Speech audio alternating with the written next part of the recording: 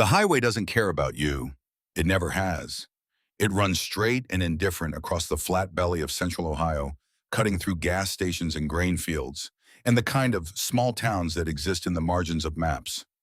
The Rusty Spoon sat right on the shoulder of that highway, hunched between a closed tire shop and a diesel pump that hadn't worked since 2019. The sign out front was half lit. The second S in Spoon had been dark for 3 years. Nobody ever fixed it. Nobody ever would.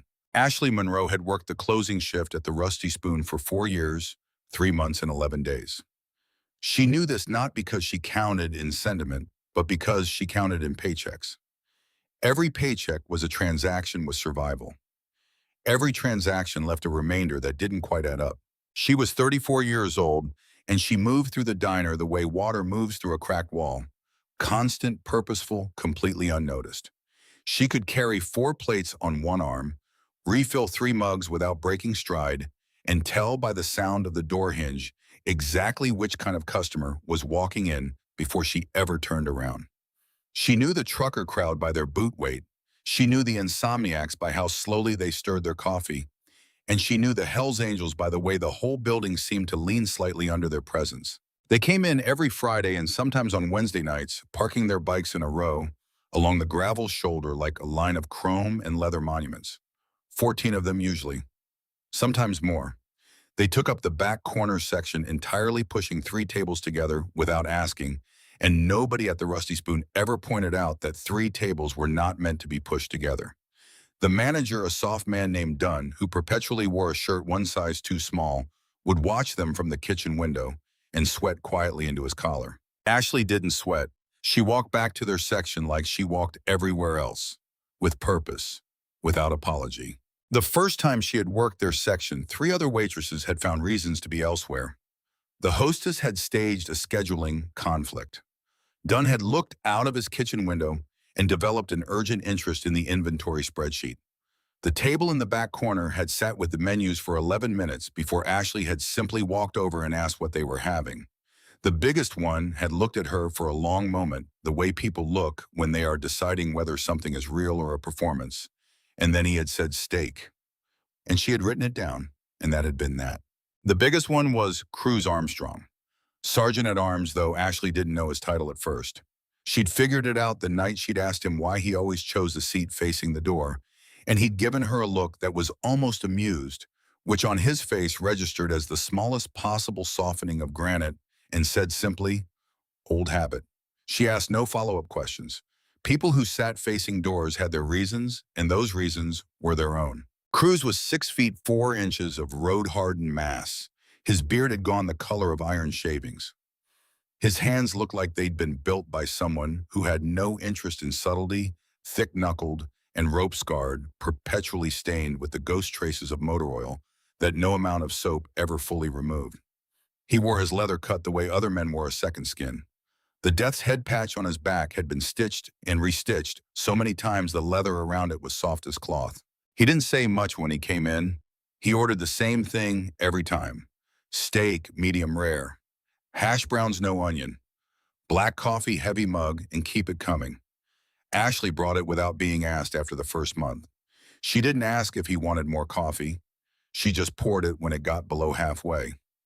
He never acknowledged this directly, but the $20 bill that appeared under his plate at the end of every visit was as reliable as the tides. The meal cost $8. The extra $12 was never discussed. Ashley had learned not to make a fuss about it. She had also learned not to think about it too much because gratitude, when you needed it badly enough, started to feel like pity. And pity was a thing she could not afford. Over 4 years, she had built a working map of the regulars. Cruz on the outside seat, back to the wall, facing the door. Chase younger by 15 years, quick to laugh and quick to let the laugh die when Cruz looked at him. Clint Slater by the window when he came the oldest of the regulars, white-haired and quiet, in the way of men who have decided that silence is more efficient than speech, and have been right about this for long enough that it has become their natural register. There were others with road names stitched into the leather above their club patches, names that told you something about what the road had decided to call them, which was sometimes the same thing and sometimes very different from what their mothers had called them. None of them had ever given Ashley trouble. None of them had ever said anything to her that she could not have repeated to her grandmother. They tipped well and ate their food while it was hot and did not linger in a way that blocked the section from turning. In the 4 years she had worked their section, the sum total of what she knew about their lives outside the diner was almost nothing, and the sum total of what they knew about hers was the same. This was an arrangement that suited all parties. It was the most honest kind of professional relationship, a transaction conducted with mutual respect and no pretense of being anything other than what it was. Until it became something else. She needed every dollar. She needed it with a desperation she kept so carefully hidden. It had become structural, like a load-bearing wall inside a house that looked perfectly normal from the street. Kevin Monroe was 7 years old. He had his mother's dark eyes and his absent father's stubborn jaw, and a laugh that could clear the fog out of a room. He liked superheroes and pancakes and the particular act of reading the same 3 comic books over and over until the spines split. He was small for his age. He had always been small. The doctors had a word for why several words actually stacked inside a diagnosis that Ashley had first heard in a beige examination room when Kevin was 4 days old and she was still hollowed out from labor and had nowhere near enough armor built up for what she was about to receive. Aortic valve stenosis, congenital. The valve that was supposed to swing open and let blood flow freely from his heart to his body was narrowed from birth. For years it was a shadow, something to monitor, something to annotate in a chart with careful language about watchful waiting and managing expectations. Something that required follow-up appointments and medication in the particular discipline of learning to interpret a child's silences and slumps and the specific quality of tiredness that was not the ordinary tiredness of a busy 7-year-old, but something with a different texture underneath it. But shadows grow. Kevin had stopped running in the spring. Ashley noticed at first as a choice the way he'd declined to race his friends across the apartment complex parking lot, which she'd thought was just a phase, a preference shift, something kids did. Then she noticed it as a pause, the way he'd stop halfway up the stairs to their second-floor apartment and lean against the railing with his eyes closed and his small chest working harder than it should have needed to his rib cage moving with an effort that had no business being visible from the outside. Then she noticed it as color.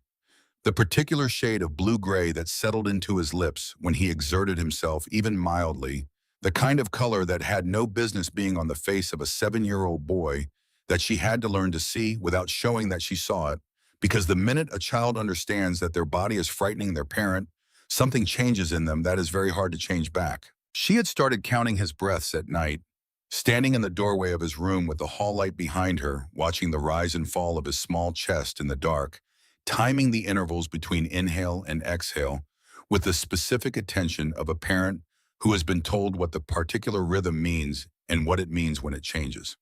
She stood there most nights for 2 or 3 minutes before she could make herself walk away. She told herself this was precautionary. She told herself this was just good parenting under the circumstances. She did not tell herself what she was actually doing, which was saying goodnight to him in a way that accounted for the possibility that a specific kind of night might come. She had taken him to Dr. Edward Ford in March. Ford was a pediatric cardiologist at County General, a tall, careful man with reading glasses perpetually pushed up onto his forehead, and the manner of someone who had delivered a great deal of terrible news and had developed out of sheer necessity the skill of delivering it without making it sound like a sentence. Ford had sat across from Ashley with the x-rays spread between them and tapped a silver pen against the file in a rhythm that she now associated permanently with dread. The valve was failing, not gradually anymore, rapidly. The medication they'd been using to manage the pressure differential had stopped keeping pace with the deterioration. He needed surgery, a replacement valve. Biological, not mechanical, because Kevin's tissue architecture at his age made a mechanical valve a death sentence. By another name, slow-clotting anticoagulant, dependency for the rest of his childhood, a gauntlet of complications that Ford had laid out in clinical language, that Ashley had translated in real time into a list of everything that could still take her son from her even after a surgery. The biological valve was the right answer. The biological valve was also the answer that Ashley's insurance company had refused to pay for. She had received the denial letter on a Thursday afternoon. She had been standing in the parking lot of the laundromat when she opened it, holding 2 bags of wet laundry in one hand and the envelope in the other. She had read it 3 times because the first 2 times she was certain she had misunderstood something. The third time she read it very slowly, word by word, making sure she understood every term, because she had learned that the language insurance companies use was a specific kind of language calibrated to sound like information while functioning as dismissal, and she wanted to be sure she was not misreading the dismissal as information. She was not misreading it. Midstate Health, policyholder Ashley R. Monroe, dependent Kevin J. Monroe, procedure aortic valve replacement, biological prosthesis, status denied. Classification experimental for pediatric age group 5 to 9 per Midstate formulary. Update effective January 1st of the current year. Recommended alternative mechanical prosthesis subject to standard pre-authorization review. The letter was signed by Gary Carver, Director of Benefit Adjudication, Midstate Health Partners. The signature was clean practiced, the kind of signature that signed a great many letters that it never personally read. Ford had appealed twice. Both appeals had been rejected within 48 hours. He'd told her this with the particular flatness of a man who had lost this exact fight before, who knew the shape of the wall he was running against and had long since bruised his hands on it. What Ashley did not know yet was that Gary Carver had a financial interest in this denial that went far beyond actuarial risk assessment. Midstate Health had signed an exclusive procurement agreement with a medical device manufacturer called Paramount Valvular Systems. Paramount produced mechanical valves that cost 30% more than biological equivalents and generated a per-unit kickback into a discretionary investment fund that 3 members of Midstate's leadership team, including Carver, had quietly established through an offshore holding entity. The reclassification of biological valves as experimental for pediatric cases had been inserted into Midstate's formulary update during a policy review meeting that lasted 6 minutes and generated 3 pages of minutes in which the word patient appeared exactly once. Kevin Monroe did not appear at all. The number Dr. Ford slid across his desk on a Wednesday morning was printed on County General letterhead. The number at the bottom bolded was $85,000. Required pre-surgical deposit due no later than 48 hours prior to scheduled admission to secure the operating room, the anesthesiologist, and the biological valve currently held on conditional reservation from a tissue bank in Seattle. The valve had a window. If they didn't confirm within a specific period, it went to the next patient on the list. There was no queue jumping. There was no exception policy. $85,000, 48 hours.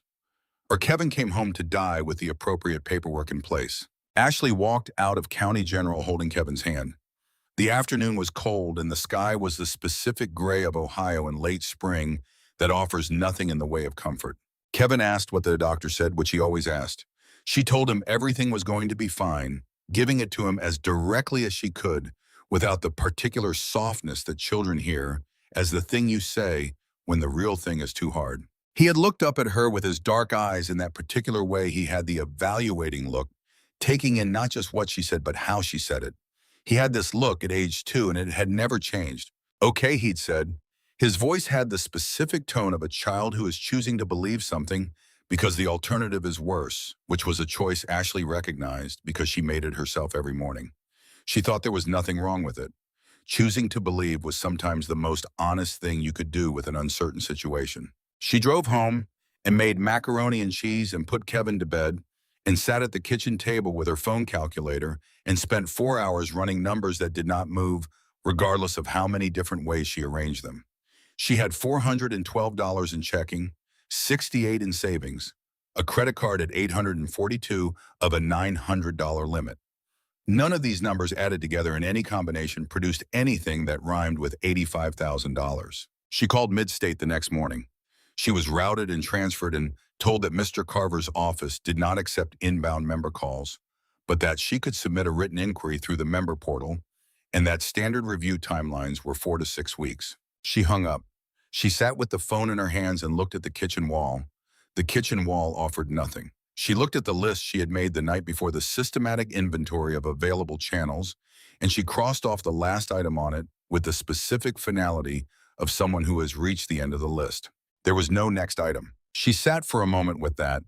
Then she got up and went to check on Kevin, who was still sleeping, his chest moving with the shallow working quality that she had learned to measure against the baseline she kept in her head, and she stood in the doorway and looked at him and thought about the number on the billing sheet and the window on the valve, and she went back to the kitchen and made coffee and started the next day. Kevin did not have 4 to 6 weeks. She went to the hospital's billing office the following afternoon and sat across from a woman at a desk that had a small frame photograph of a golden retriever on it and a coffee mug that said, "Hang in there," above a picture of a cat on a branch.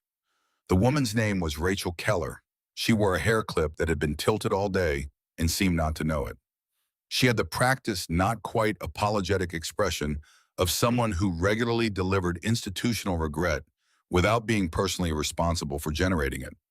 She spoke with the specific cadence of someone reading from an internal script, one that had been developed over years of conversations exactly like this one, a script designed to convey sympathy while delivering refusal in the most efficient possible sequence. The hospital had a charity care program. Processing time was 6 to 8 weeks. The hospital had an indigent patient fund. Funding had been suspended pending the new fiscal quarter.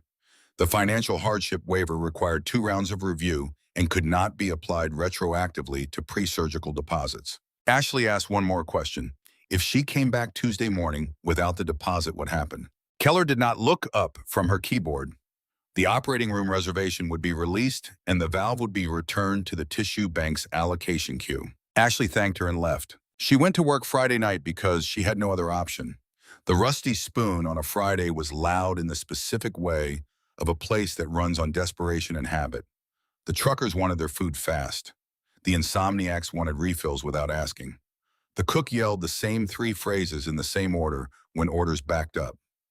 Ashley inserted herself into the machine with the mechanical efficiency of someone who had learned that falling apart was a thing you did later privately when no one needed anything from you. The Hells Angels came in at 8:30. Cruz first holding the door, then the others behind him. 14 of them, plus 2 she didn't recognize. They took their corner. Ashley loaded a tray and made her circuit. Her mind circled the same fixed point it had been circling for days, the number on the billing sheet and the deadline that was now 41 hours away. She was thinking about Kevin's lips when her foot found the edge of the torn linoleum tile. She had known that tile was dangerous. She had mentioned it to Dunn twice. He had nodded both times and done nothing. So she had compensated, slightly altering her route through the back section to give the tile a wide berth, and she had done this successfully for 6 weeks until the Friday night that she was 41 hours from losing her son and her spatial awareness quietly stepped out. Her left ankle turned. It was a small movement, a few degrees of involuntary rotation, the kind of thing that the body usually corrects without consulting the mind. But her arms were loaded and her balance was already compromised by 2 days without sleep and the specific weight of grief that makes the body clumsy in ways that have nothing to do with the body, and the correction did not come. The tray tilted, and then the laws of physics, which do not concern themselves with extenuating circumstances, completed their work. 4 plates, 3 mugs, a full pitcher of ice water. The tray itself. All of it went to the floor in a single catastrophic cascade that lasted approximately 1 second and felt considerably longer. Thick steaks skidded across the dirty linoleum like something embarrassed. Broken ceramic fragments exploded outward across a 6-foot radius. The ice cubes scattered in every direction, skittering under tables and chairs, with the specific indignity of ice cubes on a diner floor. A river of coffee and ice water spread across the linoleum and found the nearest boots, which belonged to Cruz Armstrong. The entire diner went dead silent, not the polite silence of people who are briefly interrupted, the complete sudden silence of people who have just witnessed something they were not expecting and who are now waiting to see what happens next, with the specific collective breath holding of a crowd that knows exactly who is sitting in the boots that just got soaked and is calculating odds. Dunn's face appeared in the kitchen window. It was the color of old newspaper. Ashley stood at the center of it. She looked at the mess. She looked at Cruz's boots. She looked at the kitchen window where Dunn's pale face had appeared. And something that had been under tremendous pressure for a very long time gave way. She went to her knees in the wreckage without intending to. Not dramatically, not performatively. She went down the way a building goes down structurally when the load-bearing thing finally fails. Her hands found the broken plates and began picking up pieces, and her voice came out broken and quiet and not directed at anyone in particular. "I'm sorry. I'll pay for it. I'm sorry. I'll clean it up. Please, I'm sorry." She was not crying about the plates. She was crying because Kevin had looked up at her outside the doctor's office and chosen to believe her when she said everything was going to be fine and everything was not going to be fine, and she did not know how to be the person who had to tell him that. A hand closed around her wrist, not grabbing, not harsh, the grip of something very large moving very carefully. Stop! She looked up. Cruz was down on one knee beside her, which put him roughly at eye level, which was strange because she had never been at eye level with Cruz Armstrong and hadn't realized until this moment how much of his face the altitude difference had always obscured. Up close in the harsh fluorescent light, he looked older than she'd thought. The lines around his eyes were deep. His jaw had the permanent set of someone who had been clenching their teeth for decades. He was not looking at the broken plates. He was looking at her. He pulled her to her feet with a single motion. "Chase," he said without turning. "Get a mop and get this cleaned up." Chase was already moving. Cruz walked Ashley to the empty booth at the far end of the counter, away from the audience that was pretending not to stare. He sat her down across from him and folded his hands on the table and waited. She tried once to say she was fine. He looked at her with the particular expression of a man who has no patience for courtesy fictions, and she stopped. Then she told him, all of it. Not the practiced abbreviated version she had given to Ford's office in the billing department, the compressed and clinical version that reduced Kevin's situation to its medical and financial components and left out the 4 a.m. kitchen table sessions and the breath counting in the doorway and the specific weight of walking out of a billing office, holding your child's hand while every number you had ever known about yourself confirmed that you were not sufficient to the thing that was being required of you. The full version. She had not told anyone the full version because telling it out loud to a real human being made it more real than she could usually afford for it to be, and also because the full version required a listener, and Ashley Monroe had spent the last 3 years operating in a context where the listeners available to her were the cook at the Rusty Spoon, who was a good man with limited emotional bandwidth, and her son, who was 7 years old, and whose emotional bandwidth she was specifically trying to protect. She told Cruz about the stenosis, about the way it had changed from a shadow to a teeth. She told him about the way Kevin's lips looked now when he exerted himself, and the way she had learned to see it without showing that she saw it. She told him about Dr. Ford and the x-rays, and the silver pen, and the word rapidly. She told him about the denial letter in the laundromat parking lot. She told him about the appeals that had been rejected in 48 hours. She told him about Keller's office, and the hair clip, and the golden retriever photograph, and the 6 to 8 week processing time for programs that would not help Kevin in time. She told him about the number on the billing sheet, and the 48-hour window, and the valve on ice in Seattle. Cruz did not interrupt. He did not make the sounds of sympathy that people make when they are listening at a surface level. He was completely still the way people are still when they are processing something with the full weight of their attention, organizing it into its components, understanding the structure of it before forming any response. 85,000, he said when she finished. His voice had the flatness of someone confirming a fact, not reacting to it, the voice of someone for whom the number has immediately become a problem to be addressed, rather than a figure to be reacted to. By Tuesday morning, Ashley said, "If I don't have it by Tuesday, they release the room and the valve and I take my boy home." She had not said the end of that sentence out loud to anyone before. She had carried it inside for 3 days as a shape and a weight and a thing she was not ready to make into language, because language made things real in a different way than knowing them made them real, and she had been choosing to know it without making it real for as long as she could. It tasted exactly as terrible as she had expected. Cruz was quiet for a long time. The diner had resumed its ambient noise around them, but quietly, tactfully, as if the room itself was maintaining a respectful distance from this booth. Then he said, "Who signed the denial letter?" She told him. The name Gary Carver passed between them in the bright humming air of the Rusty Spoon, and something shifted in Cruz Armstrong's face.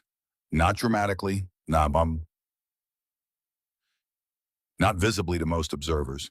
But Ashley had been watching this man across a diner table for 4 years, 4 years of coffee refills and $20 tips in the particular quality of attention he gave to people he considered worth his respect, and she was fluent enough in the topography of his expressions to see the change. It was the specific shift of a man who has just heard a name he has been carrying for a very long time, A name that has been abstract and present simultaneously, the name of a thing that happened, and the name of the person it happened, through a name that has never fully left the part of the mind that keeps track of unfinished accounts. She didn't ask about it. Whatever it was lived in a place she had not been invited to, and she had enough of her own places like that to understand that not all of them needed to be explained. Cruz stood up. He reached into the interior pocket of his cut and produced a roll of bills. He placed 250s on the table without looking at them. "Take the rest of the night," he said. "Go home. Be with your kid." He adjusted the back of his cut and walked toward the door without another word. Through the diner window, Ashley watched them mount up. 14 bikes engines turning over with that specific rolling thunder she felt more than heard. The red taillights vanished into the dark. She went home. Kevin was asleep on the couch, the television still on. She stood in the doorway and watched him breathe, counting the breaths automatically. The small hitch and pause between inhale and exhale that was always there now. She turned off the television and sat beside him and didn't sleep. Saturday was gray. Sunday was grayer.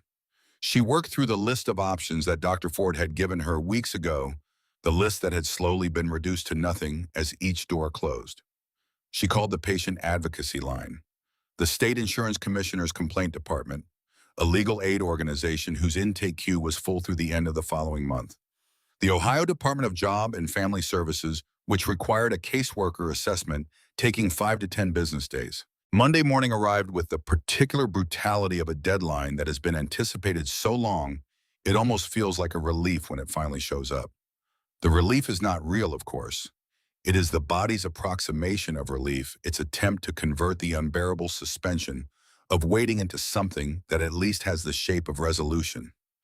Ashley knew this. She had been intimate with this particular deception for 3 days. She had slept 3 hours.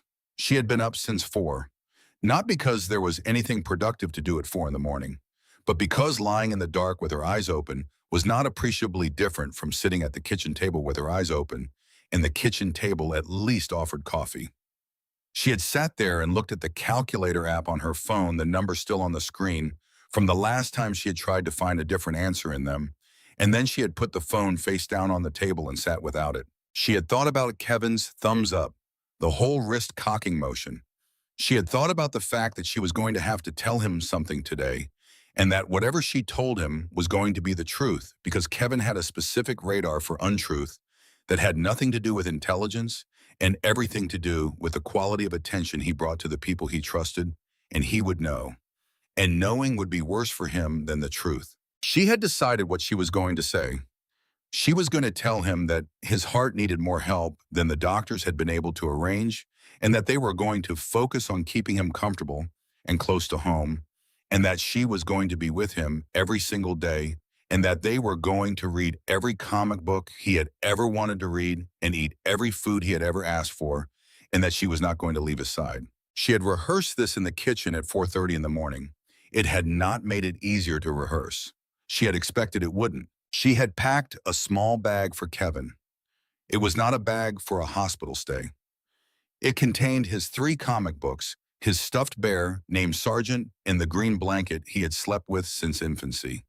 The kind of bag a parent packs when they are being honest with themselves about what the next appointment is actually for. The pediatric cardiology wing at County General had a waiting room decorated with murals of cartoon animals, elephants and giraffes in bright colors that someone had painted with the intention of making children feel less afraid. Ashley had always found them vaguely menacing, the cheerfulness calibrated for a world where bad things didn't happen to children, which was not the world she and Kevin had ever lived in. Kevin was in his wheelchair, the oxygen cannula looped behind his ears, his face slack with the light sleep of a boy who had learned to rest whenever his body would allow it. His color was wrong. It was the specific wrong color that Ashley had learned to identify the way meteorologists learn to read particular cloud formations, not with panic, but with the flat experience recognition of something that has passed beyond fear into fact. She sat beside him holding a clipboard.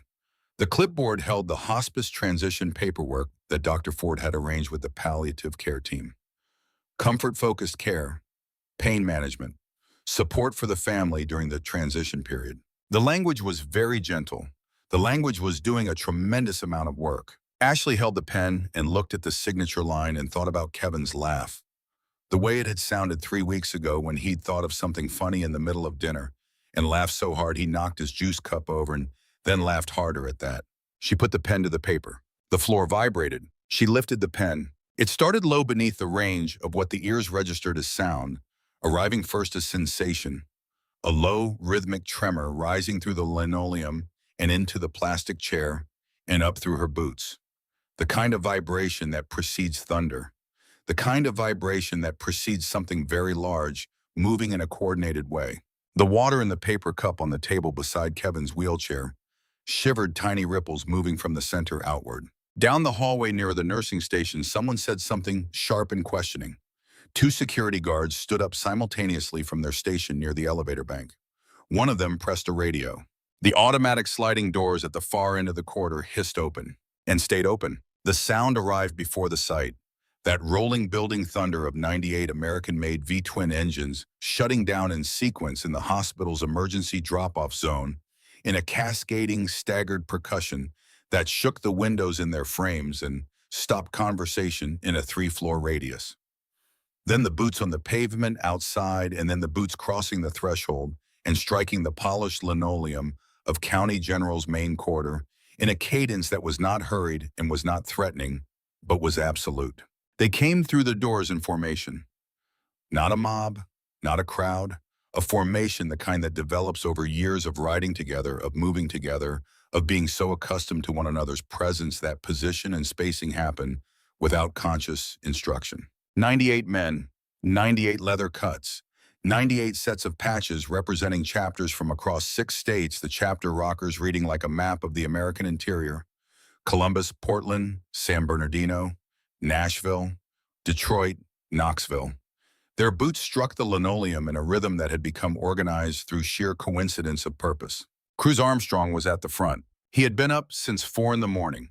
He had made coffee and drunk it standing in his garage, looking at the empty space where the Superglide used to sit on the lift, the space that had a different quality, now the quality of an absence, that is the shape of something specific.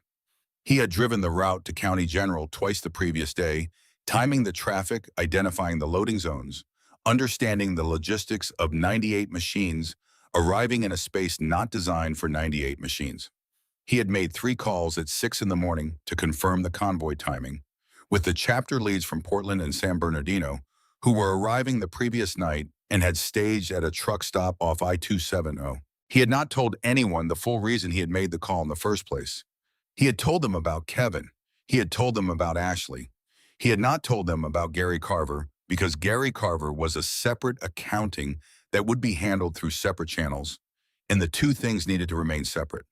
What was happening today was about a child and his mother. What would happen later was something else, and that something else did not need to be in the room today. He moved through the lobby with the specific steadiness of a man who is committed to something and is past the point where the wisdom of that commitment is relevant. His eyes swept the waiting room with practiced efficiency, and they found Ashley in the corner with the clipboard in her lap and the unsigned paperwork and the pen.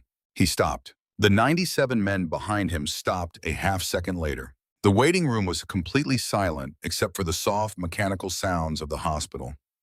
Every nurse, every orderly, every patient family member who had been sitting in the pediatric cardiology waiting room was now pressed against the wall or frozen in place, held by the specific gravity of 98 men in leather cuts, standing at complete stillness in a children's hospital. Cruz looked at Ashley. He looked at the clipboard in her hands.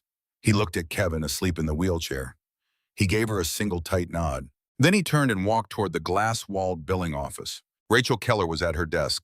She had processed 16 patient accounts that morning and eaten half a granola bar and answered 11 emails about a data migration issue that had been ongoing for 4 months.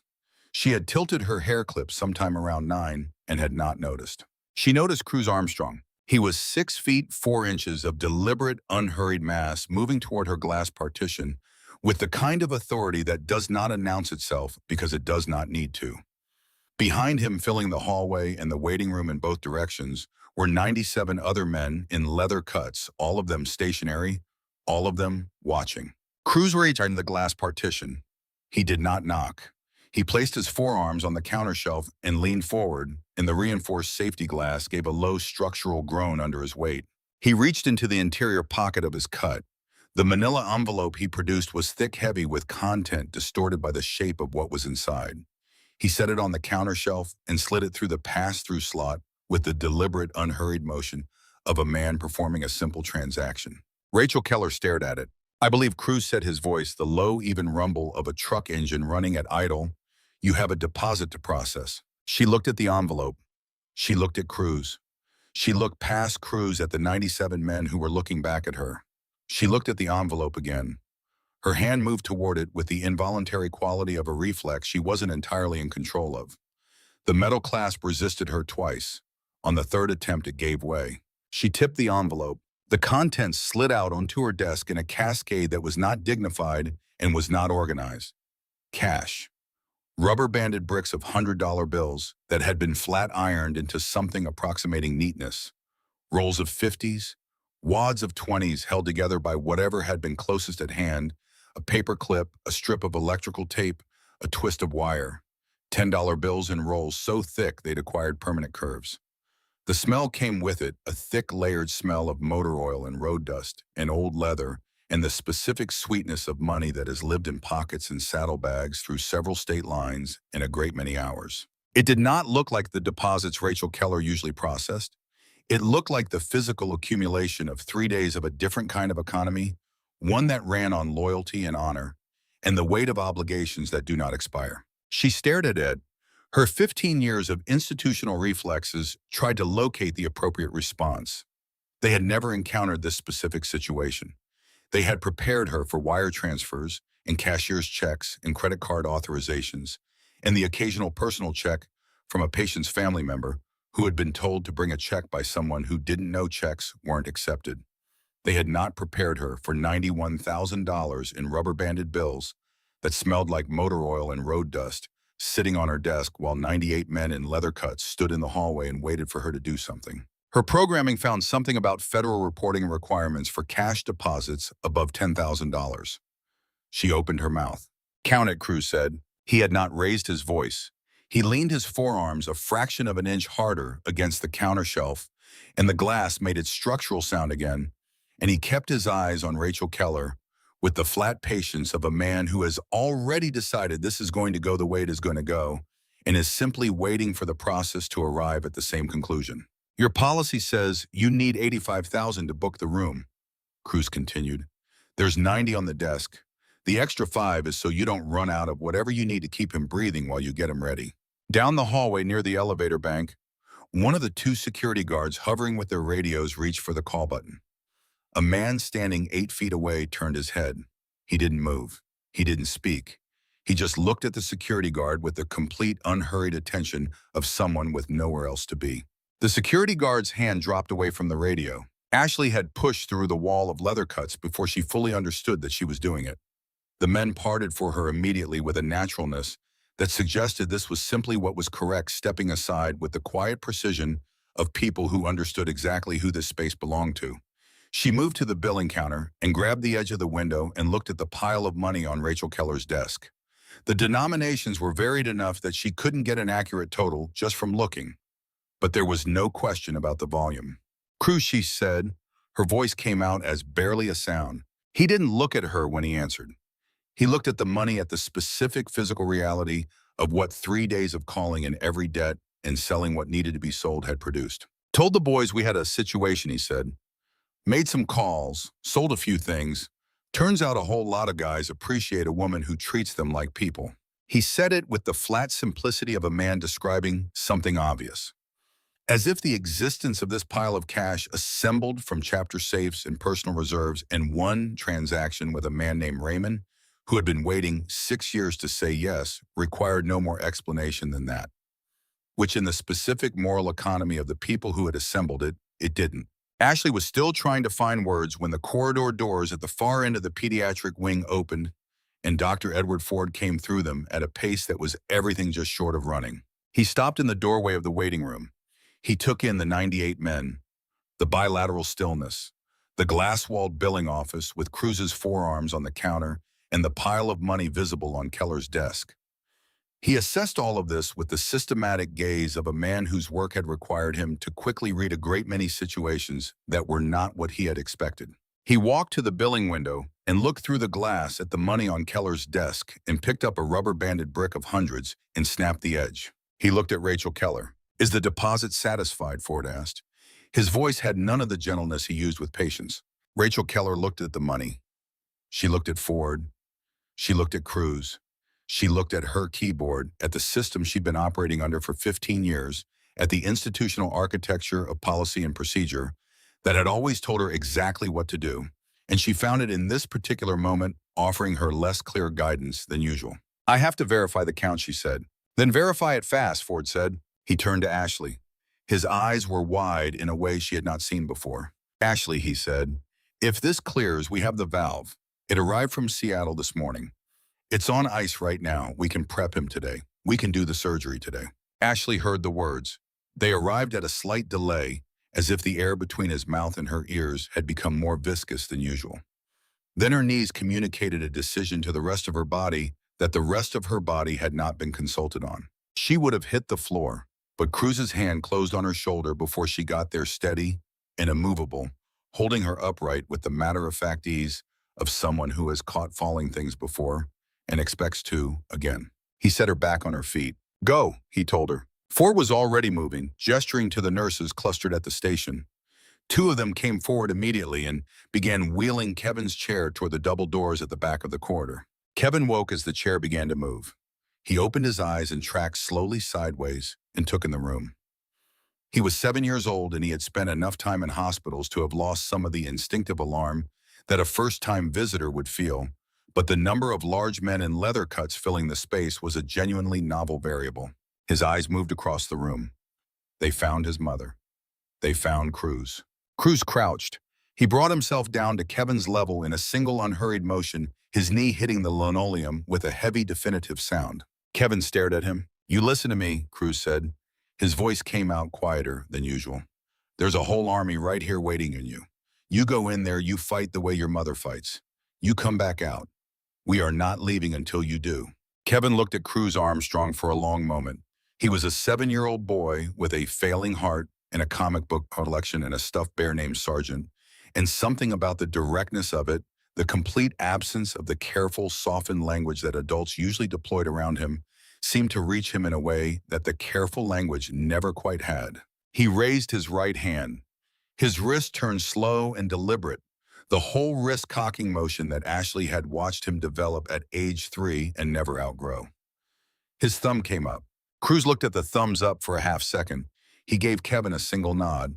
Then he stood. The nurses pushed Kevin's wheelchair through the double doors. The doors swung closed behind him with a soft pneumatic hiss. Ashley stood at the glass window in the doors watching him go until the wheelchair rounded the corner and disappeared. Behind her, 98 men settled in to wait. The pediatric cardiology waiting room at County General was not designed for 98 men. Its chairs were small and bright-colored. Its walls bore cartoon murals. Its magazine rack contained issues of Parents and highlights in a dog-eared copy of a puzzle book that someone had already completed every puzzle in. The 98 men arranged themselves in it anyway. They filled every chair and stood along the walls and sat on the floor in the wide-leg posture of men accustomed to finding their own seating solutions. The contrast between the brightly colored children's chairs and the leather-cut occupants was absolute, the kind of visual paradox the brain processes in layers. First the wrongness of it, then the specific rightness of it underneath. Clint Slater, the oldest among them, took a chair by the window. He was 63 with white hair cropped close and a face that carried the particular weight of men who have survived things by deciding not to show it. He sat with his forearms on his knees and his eyes on the floor, and he did not speak for a very long time. He was thinking about a different hospital in a different year, about a small girl named Dana, who had been 4 years old and who had loved the color orange with an intensity that seemed disproportionate to her size, who had pointed at orange things and announced them as discoveries, who had worn orange sneakers even in November and considered this appropriate footwear for all conditions, who had died in his arms in a waiting room, not unlike this one, while the paperwork for an appeal was still in transit, because the insurance company had decided her condition was pre-existing And the review process had taken the time it took, and the time it took had been longer than the time she had. He had been 39 years old, and he had not known yet how long he would carry it or what carrying it would feel like year by year. He knew now. He had been carrying it for 22 years, and it was not less than it had ever been, only more familiar, the way certain weights become part of how you hold yourself. He did not say any of this. He sat by the window and carried it the way he always carried it. When Cruz had called him 3 days ago and told him about Kevin Monroe, Clint had listened to the whole thing without speaking. Then he had gone to the safe in the back room of his garage and taken out the money he had been setting aside for a transmission rebuild. Then he had called 3 men he had known for 30 years. He had been the first one to put cash on Cruz's table. He had not explained why. Ashley sat in the corner. Cruz sat in the chair beside her. He didn't offer empty comforts. He didn't tell her it was going to be fine. He knew better than to make promises he couldn't personally enforce. But his presence, the sheer immovable mass of him, was an anchor in a room that felt like it was spinning out of control. She had not realized until this moment how much of the past 72 hours she had spent trying to be her own anchor, trying to hold herself upright by sheer will, and what a relief it was to have something external to brace against. Nurses who had initially clustered at the far end of the station, from a reasonable instinct of institutional self-preservation, slowly began to recalibrate. The men in the waiting room were not what the institution's training had prepared them for. They were polite. They said, "Excuse me." They held doors for people passing with equipment. They moved out of the way without being asked. When a janitor came through with a wet floor mop, 98 pairs of boots lifted simultaneously, without a word, without complaint, with the practiced coordination of men who have spent enough time operating in confined spaces together that certain things simply happen without requiring communication. A younger nurse named Brennan made a second pot of coffee and carried the carafe out to the waiting room without being asked. She had brought 1 cup first as a test, half expecting something she couldn't name, and received instead a quiet thank you from the nearest man and a careful handling of the cup and a return of the cup when it was finished that was more courteous than most of the waiting room visitors she dealt with in a standard week. She went back and got the carafe. The men drank the terrible hospital coffee out of tiny styrofoam cups and did not complain about the coffee, which was generous of them, given that the coffee was genuinely terrible. Refills were requested politely. The carafe made its way around the room by some organic system of distribution that Brennan did not need to manage. She went back to the nursing station and went about her work, and did not for the first time in a long while find the waiting room a thing she needed to monitor. Chase, who had brought a battered paperback novel inside the breast pocket of his cut, read the same page 4 times and retained nothing from it. He put the book away. The clock on the wall moved with the specific cruelty of clocks that are observed under pressure.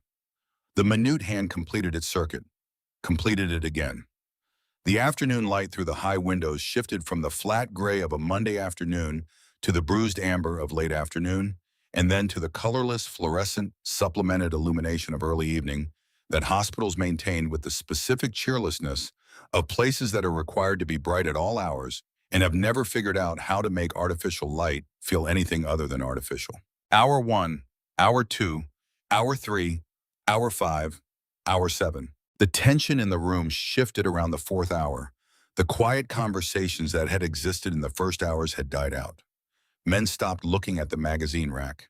They stopped looking at their phones. They all looked with increasing frequency at the same place, the heavy wooden doors at the back of the corridor, the doors that had not opened since Kevin's wheelchair had gone through them. Clint Slater sat by the window and thought about a different set of doors, a different hospital, a different Monday. He had been 39 years old, which seemed very young to him now, and he had sat outside a set of swinging doors for 4 hours and 40 minutes. And the doors had opened, and the doctor who came through them had a face that Clint had read correctly before the man spoke a single word, and he had understood, in that fraction of a second before language arrived, what the rest of his life was going to feel like. He had been right. He sat by the window and did not look at those doors, but at the parking lot outside, and he thought about Dana, who would have been 26 now, who had loved the color orange with the fervor of someone who had no idea they were going to have very little time, and so brought their full attention to every color they found. He thought today is different. He had learned to be careful with that thought because he had had it before in situations that had not turned out to be different. But he had also learned that the thought was not always wrong. He held both of these things.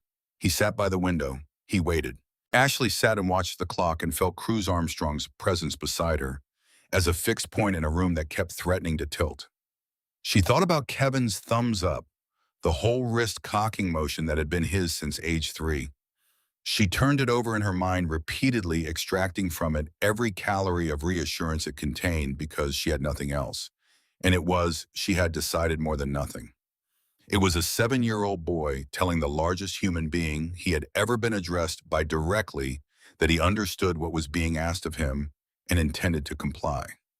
It was Kevin Monroe being Kevin Monroe, which was to say organized and direct and applying his full attention to the situation at hand. She thought about his color when they had wheeled him into pre-op, the blue-gray that had been the color of a daily verdict for 6 months. She thought about what Dr. Ford had said, completely unremarkable from a cardiac standpoint for the rest of a very long life. She took that sentence apart and looked at each word and put it back together and held the whole thing. Unremarkable. The most beautiful word she had ever heard applied to her son. At 7:14 in the evening, the heavy wooden doors leading to the surgical suites clicked open. 98 heads turned. 98 men stood in unison. The scrape of plastic chairs against the floor sounded like a rock slide. Dr. Ford walked out. He had changed out of his sterile scrubs. His face was drawn, deeply lined with exhaustion. He pulled his surgical cap off, running a hand through his damp hair. He looked at the wall of bikers, then found Ashley in the crowd. Ashley stopped breathing. Ford took a deep breath.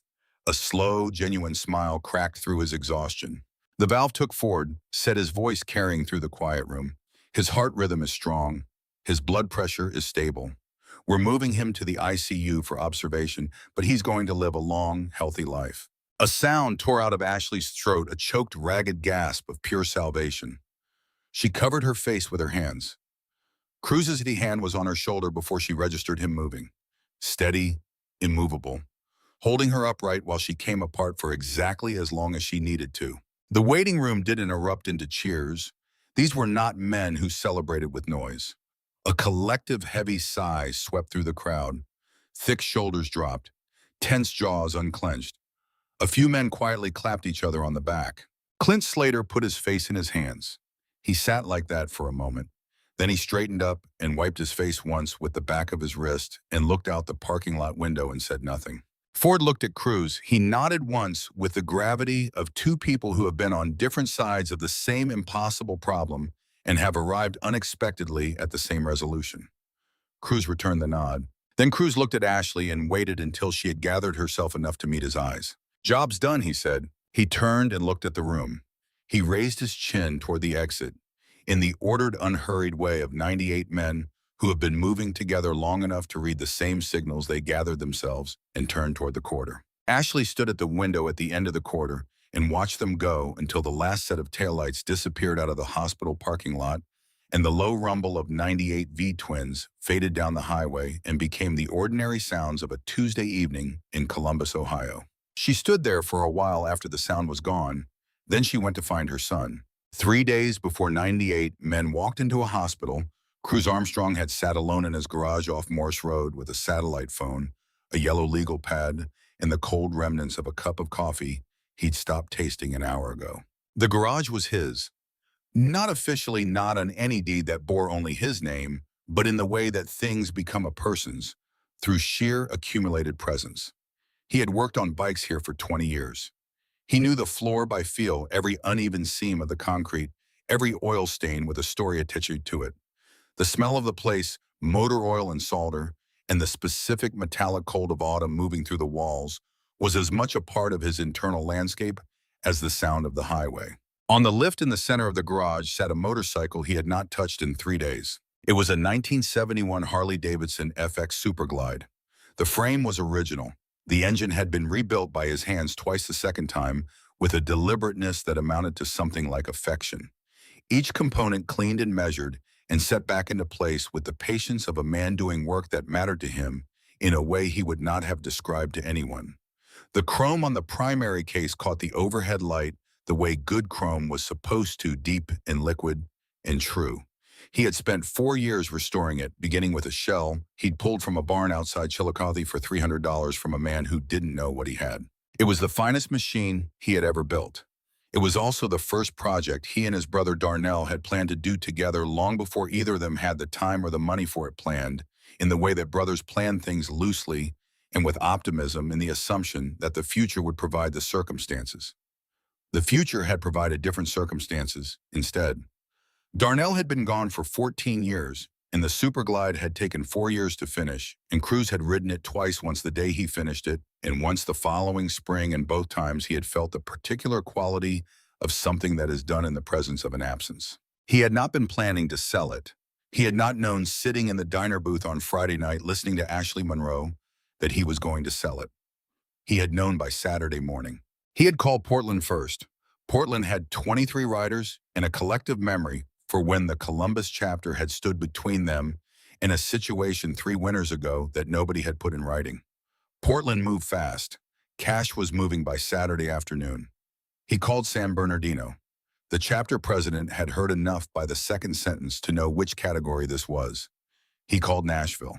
He called Detroit. He called Knoxville. The calls were short and the responses were not complex. Cruz had not asked for charity and had not framed it that way. He had described a situation. The people on the other end of the phone understood situations. By Saturday evening, he had a number that was growing, but it was still short, and there was only one resolution. He had called a man named Raymond, who collected antique motorcycles and who had been trying to buy the Superglide for 6 years, offering progressively higher figures each time Cruz declined. Raymond answered on the second ring. Cruz told him the bike was available. Raymond asked the price. Cruz named a number that was lower than Raymond's last offer. Raymond, who was not a man who rushed into transactions, said yes inside of 4 seconds. Cruz had hung up and sat with the phone in his hands for a while. He looked at the Superglide on the lift. He looked at it for a long time. He had known when he started calling Portland that this was where the math was going to go, and knowing ahead of time did not change the character of the thing when it arrived. The machine sat in the overhead light, and the chrome caught it the way it always had, liquid and deep, and Cruz looked at it and thought about the barn outside Chillicothe, and the $300 and the 4 years, and the 2 rides, and the brother who had never gotten to see any of it. Then he picked up the phone and made the rest of the calls. The total assembled across 3 days was $91,500. He rounded to 90 and called close enough, keeping $2,000 in reserve for whatever the hospital found to need once the surgery was scheduled, because hospitals always found something. What he had done in the hours between midnight and Monday morning was sit with the yellow legal pad and write down everything he knew about Gary Carver.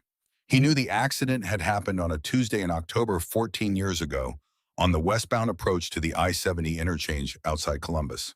He knew the truck had been registered to Carver Logistics and Transportation, LLC. He knew the driver had tested positive for stimulants. He knew the driver had been employed directly through Carver Logistics and had a prior citation for hours of service violations that the company had cleared from his file 2 months earlier.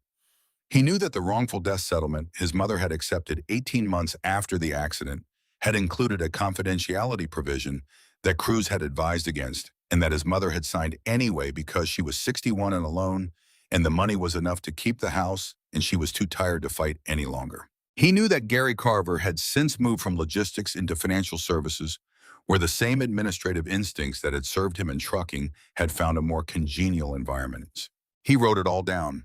Then he called a man he knew in the state attorney general's office, a man who owed him a favor from a situation that had never been put in writing. He described what he had.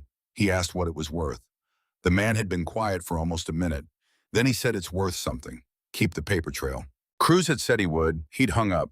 He folded the legal pad and put it in the lockbox under the workbench.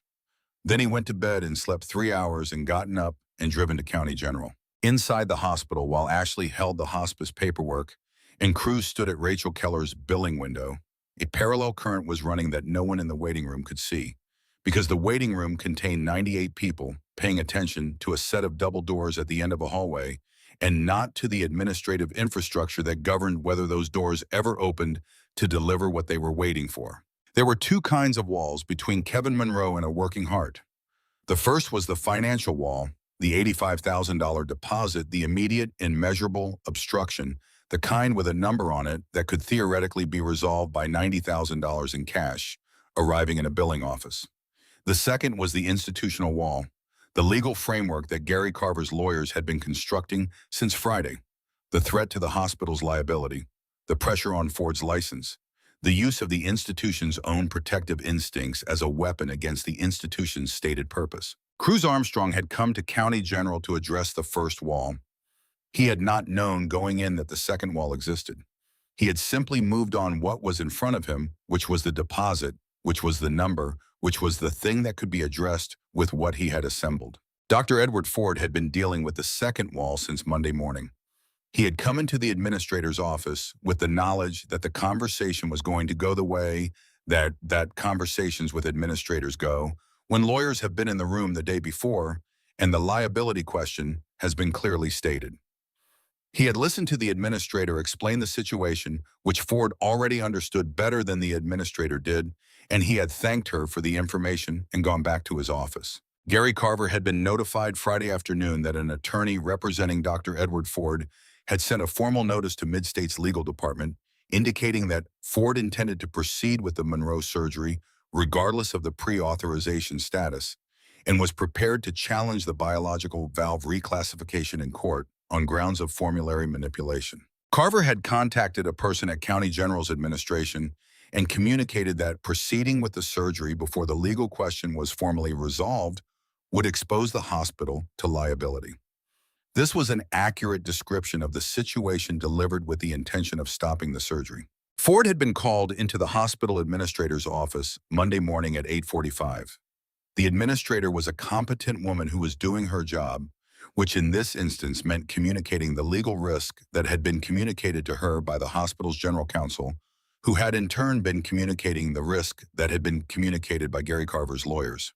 The chain of institutional communication was functioning exactly as it was designed to function, which was efficiently and without any requirement that any individual in the chain bear personal responsibility for the substance of what was being communicated.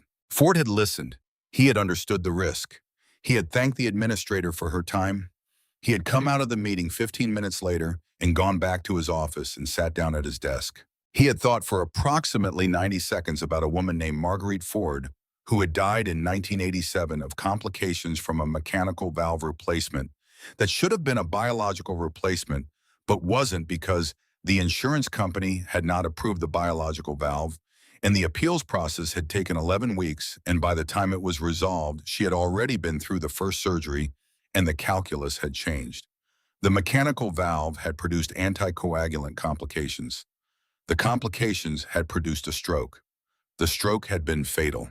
He had been 21 years old and in his second year of medical school, and he had stood at his mother's bedside in a hospital, not dissimilar from this one, and he had understood with the specific clarity that arrives in certain moments and never fully leaves, that the system that was supposed to protect her had prioritized a different variable than the one that had mattered most. He had thought about this for 90 seconds, which was the amount of time required, and then he had picked up the phone and called the attorney and said 4 words, "We proceed as planned." The attorney had said that exposing himself to this level of risk without the backing of the hospital's legal team was unusual. Ford said he was aware of that and would put it in writing. This was the structure of the morning that preceded the arrival of 98 bikers. 2 forces running in parallel, one from the highway and one from within the institution, neither visible to the other, both converging on the same glass-walled billing office at the same time. Ashley Monroe had not known about any of this. Ashley Monroe had known only that the floor was vibrating and that the sound building outside the hospital doors was one she recognized. She also had not known until she was standing in the pediatric ICU at 9:15 that evening with Kevin's hand in hers and the monitoring equipment beeping with the steady rhythm of a heart that was working the way it was supposed to for the first time in Kevin Monroe's life, that she was being watched from the corridor doorway. She turned. Cruz Armstrong was standing at the glass window of the ICU bay. He had not come in. He was at the threshold looking at Kevin in the bed with the IV line and the monitoring leads, and the oxygen cannula still in place, and the stuffed bear named Sergeant sitting in the corner of the bed. Kevin was awake, drifting at the edge of sleep, his color already different from what it had been that morning, his lips carrying the pink of adequate oxygenation instead of the gray-blue that Ashley had been reading as a daily verdict for 6 months. Cruz was not looking at Kevin's face. He was looking at Kevin's left wrist, where Ashley had tied at some point during the packing of the hospital bag, a small strap of braided brown leather. The kind a person kept for years without being entirely sure why, the kind that accumulates significance through simple survival. He took a step inside the ICU bay. He leaned forward and looked at the small piece of metal attached to the strap. He held that examination for a moment. The piece of metal was a dog tag section. Military. The kind of tag that gets separated from its mate and kept anyway. The name on it was Armstrong, not Cruz Armstrong. The first name was different, worn enough that it was hard to read in the dim ICU light, but Cruz had spent 14 years knowing exactly what that first name looked like in print. Darnell Armstrong. Cruz stood in the ICU bay and looked at the dog tag on Kevin Monroe's wrist and did not move. Ashley was watching him. She had noticed the shift in his face. "Where did you get this?" Cruz asked. He was pointing at the bracelet, not touching it. Ashley looked at it. She had tied it on Kevin's wrist that morning, a reflex, a talisman. "A man gave it to me," she said. 8 years ago, I was at a bus station downtown in January. I was trying to leave my husband. I had $6 in a bag, and Kevin was a baby, and I didn't have enough for the ticket and the formula both. A man sat down next to me. He bought me a bus ticket. He gave me $40 for the formula. And he took this off his own wrist and tied it on my son's wrist because he said every person should carry something from someone who chose to help them. He said his name was Darnell." She looked at Cruz. He looked at her. "I never saw him again," Ashley said. "I always wanted to find him and say thank you. I never could."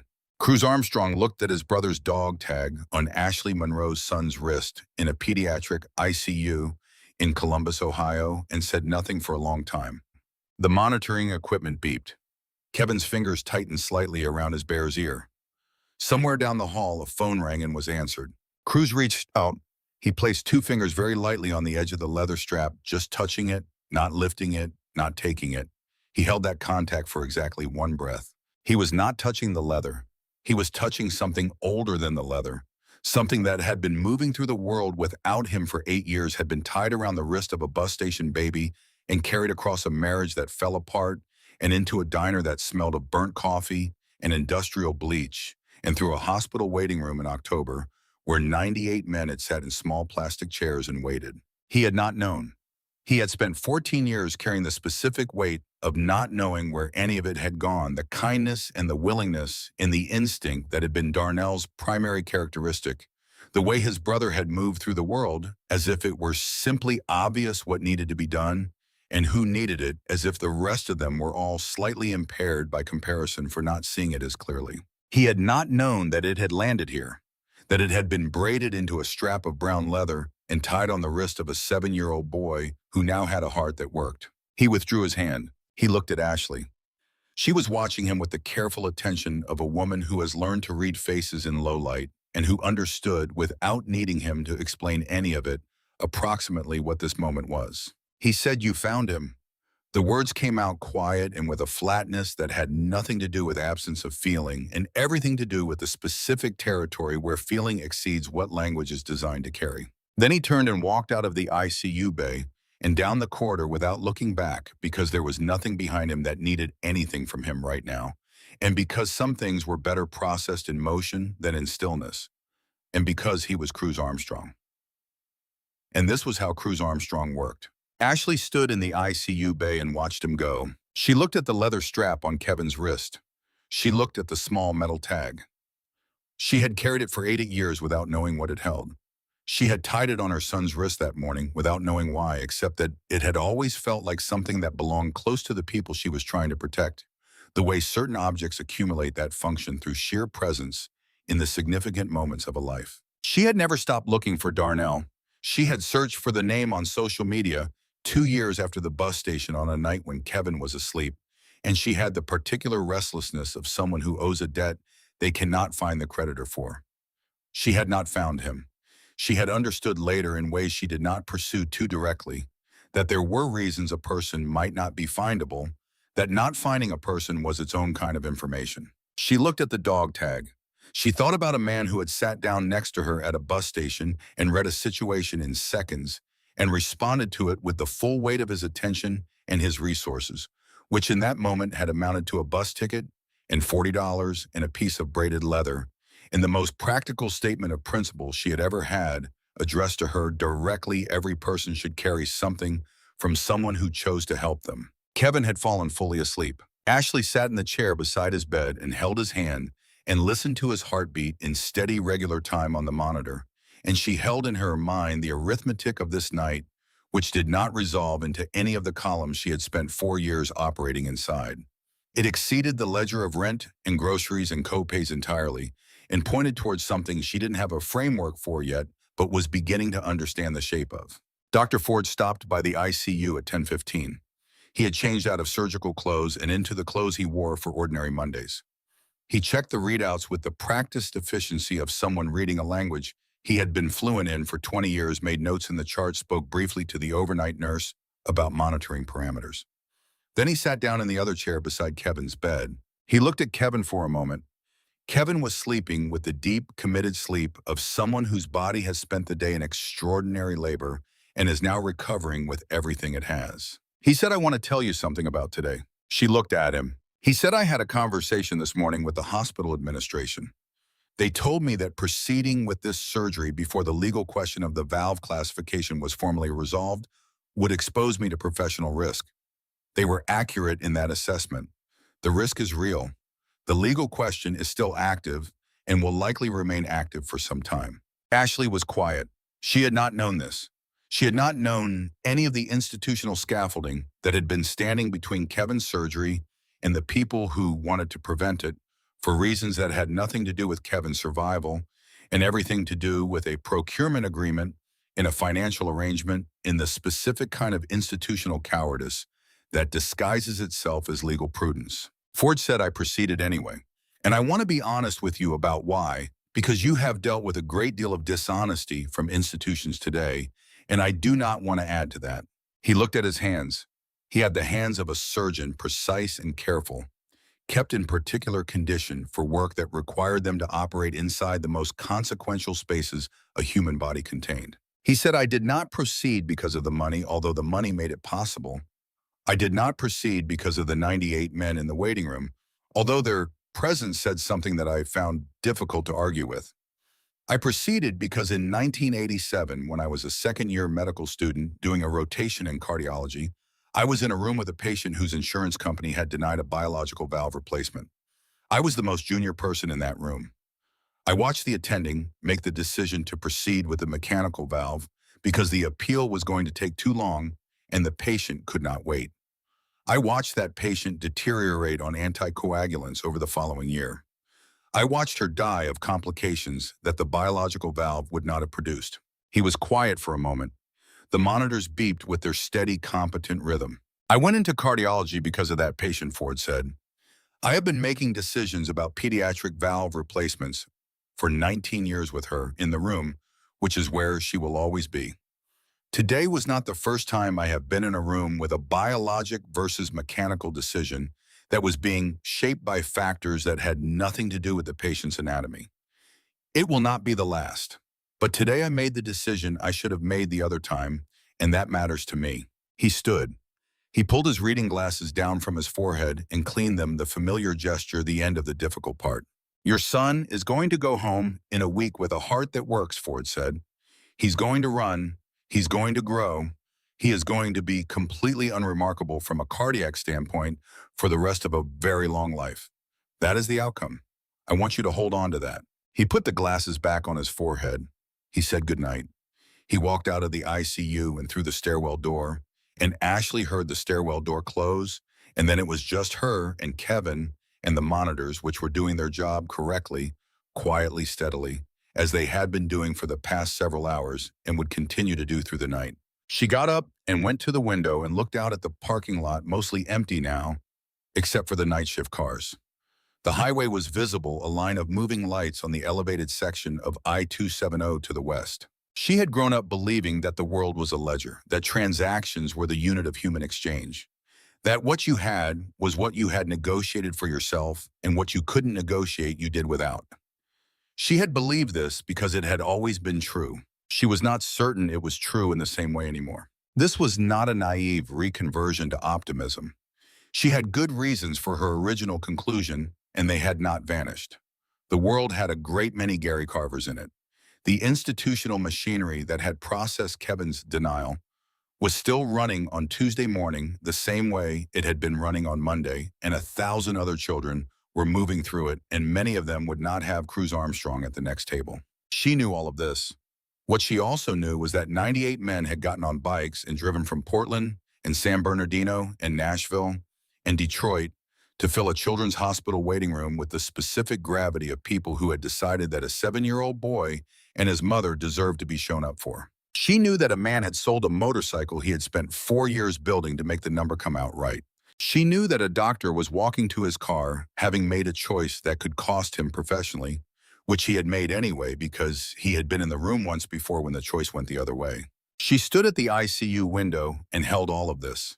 Then she went back to the chair beside Kevin's bed and took his hand and counted his breaths, the new ones, the full ones, the unremarkable ones. And she counted them not from dread, but from the specific richness of someone who understands what a thing is worth, because they have been very close to losing it. Kevin slept, his heart beat. The machine recorded it in green light, steady and even and true. The investigation into Midstate Health Partners was not a fast thing. Investigations rarely are. They move through institutional channels at the specific pace of bureaucracies that have been given a direction and are now moving toward it, which is to say steadily and without drama, and in ways that are not visible from the outside until they are suddenly completely visible. The complaint filed with the State Attorney General's office on the Friday before Kevin's surgery was assigned to a healthcare fraud investigator named Paulson, who had 17 active cases and added the 18th with the specific attention of someone who recognized from the first read what they were looking at. He read the complaint in its entirety, which described the Carver-Paramount relationship in terms precise enough to suggest documentation access that exceeded standard patient knowledge. He made 3 phone calls on Monday. By Wednesday, he had requested the formulary update meeting minutes from Midstate under a pre-litigation discovery provision. The minutes were produced. They were 4 pages long. The word patient appeared once. The Paramount procurement agreement appeared in the attached reference documentation. Paulson called 2 colleagues. One of them said 11 other cases. They began to look at the 11 other cases. Gary Carver hired lawyers. His lawyers were good lawyers, and they managed the interface between their client and the investigation. But they could not manage what the meeting minutes said. They could not manage what the Paramount agreement said. They could not manage 11 families who had received denials on the same classification basis in the same 9-month period, most of whom, when Paulson's office reached out, turned out to have been carrying the paperwork in drawers for years, waiting for something to happen, and not yet having stopped waiting. Something happened. Ashley Monroe received a letter in January from the Ohio Attorney General's office informing her that she was a designated complainant in an ongoing investigation into insurance fraud, that her case was being used as the primary reference case, and that she was not required to do anything at this time, but that they appreciated her patience. She had not filed the complaint. She had not known the complaint existed until she held its notification in her hands on a January morning, in her kitchen, standing by the window with the gray Ohio winter visible outside, and Kevin's cereal bowl still on the table from breakfast. She read the letter twice. Then she read it a third time the way she had read the denial letter, slowly making sure she understood every word. But this letter was different from the denial letter. The denial letter had been a door closing. This letter was a door opening somewhere she hadn't known there was a door. She stood in her kitchen and thought about a yellow legal pad and a lockbox under a workbench off Morse Road. She thought about a phone call made to a contact in a government office, a call that happened in the hours between midnight and dawn, in the days before 98 men drove to a hospital. She thought about the specific care with which information had been assembled, not out of hatred, not from a place of rage, but from the place of someone who understood that certain things needed to be dealt with correctly if they were going to be dealt with at all, and had set about doing them correctly. She did not call Cruz. She understood that he would not want it mentioned, not directly, not yet. She understood that for him, it was a private arithmetic, a personal ledger he had been carrying for 14 years, and was now in the process of balancing through the careful application of what he knew to the people who could do something with it. This was not the kind of thing that needed to be acknowledged between them. It was the kind of thing that had been done and was being done and would continue to be done quietly and correctly in the background of their Saturday mornings, in their coffee, and their shared work on a machine that was slowly becoming what it was supposed to be. She thought about the 11 other families, the other denial letters sent in the same 9-month period, signed with the same practice signature, processed through the same institutional machinery, by a man who had decided that a child's survival was a variable in a financial model. She thought about those families receiving phone calls from an investigator's office. That specific phone call, the one that said, "We see it, we are looking, you were not wrong to keep the paperwork." She hoped those calls had been made carefully. She hoped the people on the other end of them had someone to sit with while they received the information. She put the letter in a drawer. She went to the garage. Kevin Monroe came home on a Friday 8 days after the surgery. Ashley had spent the morning cleaning the apartment, not because it was especially dirty, but because she needed to do something with her hands that had a clear before and after. She changed Kevin's sheets and restocked the kitchen and moved Sargent from the hospital bag back to Kevin's pillow where he lived normally. And then she sat down on the edge of Kevin's bed and looked at the apartment and felt that it was entirely different from how it had ever been. Dr. Ford had reviewed the discharge instructions with them both, speaking to Kevin directly about the medication schedule and the activity restrictions with the same directness he brought to adult conversations. Kevin had listened with focused attention. He had asked 2 questions. One was whether he would be able to run at recess. Ford said yes in 2 weeks starting slow. The second was whether his heart would look different from other hearts on the inside now. Ford paused and said yes, actually it would. It would have a small difference that showed it had been repaired. Kevin considered this and said he thought that was cool. Ford said he thought so too. That first Friday Kevin was home, he ate the soup Ashley made him, sitting at the kitchen table with Sargent propped against the salt shaker. His color was extraordinary. It was so ordinary now, the pink of a healthy child's face, that Ashley kept having to remind herself that the ordinary was the thing she had been fighting for. The second Friday, Kevin was at school, his first day back. His teacher texted Ashley a photo mid-morning of Kevin sitting in the front row with his hand up, which was where he always sat and what he always did. Ashley had looked at the photo for a long time in the stockroom of the Rusty Spoon. She came back out to find the back corner section filling up. They came in the way they always had. Door first, then Cruz, then the others. Ashley moved through the evening shift with the practiced economy of 4 years of the same route. She brought Cruz his steak, medium rare, hash browns, no onion, heavy mug black coffee, keep it coming. Coffee's fresh, Cruz, she said. Cruz looked up.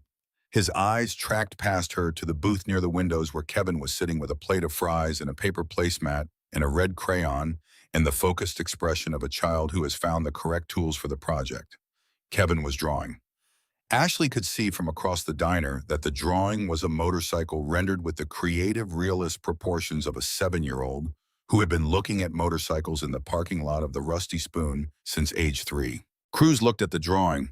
He looked at the boy. Kevin felt himself being looked at. He looked up from the placemat. He saw Cruz. He considered the situation.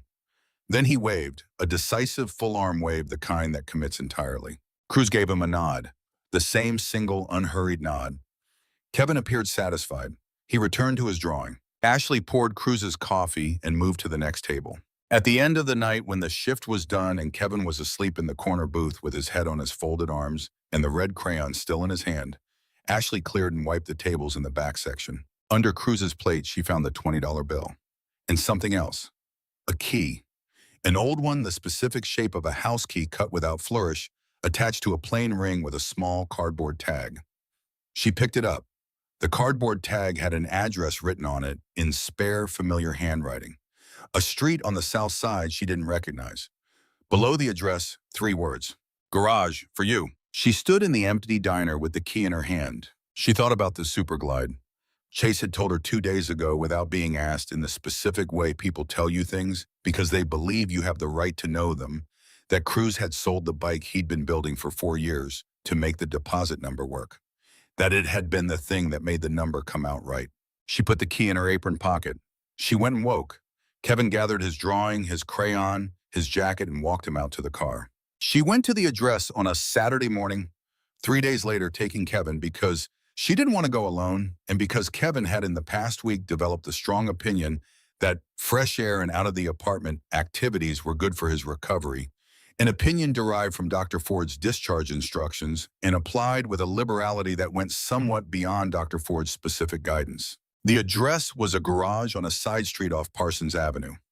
A rolling metal door, dark green with a combination padlock that the key opened when she tried it. She lifted the door. There was a workbench along the back wall, solid and well-made, the surface worn smooth with use. Tools hanging on a pegboard in organized rows. A shop light overhead that flooded the space with the clean brightness of a working garage. In the center of the floor on a hydraulic lift was a motorcycle. The chrome was dull and spotty. The paint on the tank was faded with a long hairline crack. The tires were flat. The whole machine had the quality of something that has been competent and used and has sat for a while waiting. There was an envelope on the seat. She opened it. The card inside said in the same handwriting, 1983 Shovelhead. Needs work. Parts list in the drawer. Everything you need is on the bench. And below that, nobody learns it any other way. She stood in the garage and read the card twice. Then she looked at the motorcycle. Then she looked at Kevin, who was walking in a slow circle around the lift with the expression of someone performing an initial assessment. Mom, Kevin said, this is a shovelhead. She looked at him. He pointed at the engine. The valve covers look like shovels, he said, with the tone of someone delivering information they consider universally useful. That's why they call it that. She looked at her son. She thought about Dr. Ford saying nobody learns it any other way. She thought about what it meant to be given something that required your effort to become what it was supposed to be. She put the parts list back in the drawer. She walked to the pegboard and looked at the tools organized left to right with a logic that was clear once you saw it. She picked up a socket wrench. It was heavier than she expected. She held it. She looked at the motorcycle. Kevin was still walking around the lift. Can I help, he said. Not until Dr. Ford says you can lift things, Ashley said. I'm not lifting, I'm looking. You can look, she said. He looked. He walked his slow circle and looked at everything with the systematic attention he brought to all information, building his catalog, adding the shovelhead to the internal archive that already contained 3 comic book series and the entire parking lot inventory of the Rusty Spoon and the names of approximately 40 of the 98 men who had filled a waiting room for 9 hours. She stood in the garage with the socket wrench in her hand and thought about Cruz Armstrong in his garage off Morse Road, sitting in the empty space where the Superglide had been picking up whatever came next. She understood something about that now. The next thing was not a consolation for the lost thing. The next thing was its own thing with its own work required to become what it was supposed to be. She had done it wrong for a long time. Not the work itself, she had done the work correctly. She had shown up every day for 7 years. But she had done it alone inside the ledger, inside the arithmetic of columns and remainders, inside the calculation of what things cost versus what she had. She had believed this was the only way. She had believed it so completely that even when Cruz Armstrong had put $90,000 in cash on a billing desk, it had taken her days to understand that what had happened was not an anomaly but a correction, the world adjusting to a truth it had been failing to accommodate. She put the socket wrench back on the pegboard. She was not ready today. She would look up the parts list this week. She would find someone who could teach her what she needed to know. She would start where everything started at the beginning, with the thing in front of her and the tools available and the willingness to be the person who learned it the only way anyone learns it. She turned off the shop light. She pulled down the rolling door. She padlocked it. She drove home with Kevin talking in the back seat, working through the shovelhead's engine configuration out loud, which was Kevin's primary mode of processing and which Ashley had learned to receive as its own kind of gift. The sound of a mind in motion, clear and full and working. She listened to him and drove through the gray November afternoon and thought about Saturday. Cruz came on the first Saturday in November. He arrived at 10 with coffee from the corner place and a toolbox that looked like it had been in active use for 30 years. He had not called ahead. He had said Saturday and Saturday had arrived, and so had he, which was how Cruz Armstrong operated, with the simple reliability of someone who says a thing and then does it, no follow-up required. Ashley had the door open before he knocked because Kevin had been watching from the window since 9:30. Cruz came in. He set the toolbox down by the door. He sat at Ashley's kitchen table. He produced 2 coffees from the bay, one for himself and one for Ashley, and set Kevin's chocolate milk from the same bag in front of Kevin's bowl with the matter-of-fact practicality of someone who has gathered complete information before executing a task. Kevin looked at the chocolate milk. He looked at Cruz. He said, "Thank you." Cruz said, "You're welcome." Kevin finished his cereal and reported in organized sequence everything he had learned about the 1983 Shovelhead's fuel system during his 2 observational visits to the garage. He had organized the information into categories without being asked to what he knew for certain, what he had inferred from visual inspection, what he considered uncertain pending further investigation. He was 7 years old. He had been doing this with information since he was approximately 4, which Ashley attributed to spending a significant portion of his time reading rather than running, and which she had decided to regard as a strength rather than a compensation. Cruz listened with the quality of attention he gave everything which was complete and undivided, occasionally asking a question specific enough that Kevin had to think before answering. He did not talk down to Kevin. He did not simplify. He asked the question the way he would have asked it of another mechanic, which meant Kevin sometimes had to sit with it for a moment before finding the answer, which meant the answer was real when he found it. At 10 o'clock, they put on their coats and drove to Parsons Avenue. Cruz walked around the motorcycle once. He stopped at the engine and looked at it with a specific quality of reading that is not quite the same thing as looking. He crouched and examined the underside. He put a hand on the primary case. "Petcock," Ashley said. Cruz said "Petcock." He reached under the tank and tried it. It moved approximately 3 millimeters and stopped. He went to the workbench. He found the penetrating oil. He applied it. He looked at the parts list. He read it with the same attention Kevin applied to comic books. He looked up at Ashley. "You haven't touched the carburetor yet," he said. "No," Ashley said. "Good," Cruz said. "Start there. The rest follows." She found the correct tools and brought them to the lift. Cruz didn't do it for her. He stood back and told her where to put her hands and what she was looking for and why. He spoke in the specific, precise language of someone who knows the difference between a shortcut explanation and an accurate one, and who has decided that accuracy is worth the additional words.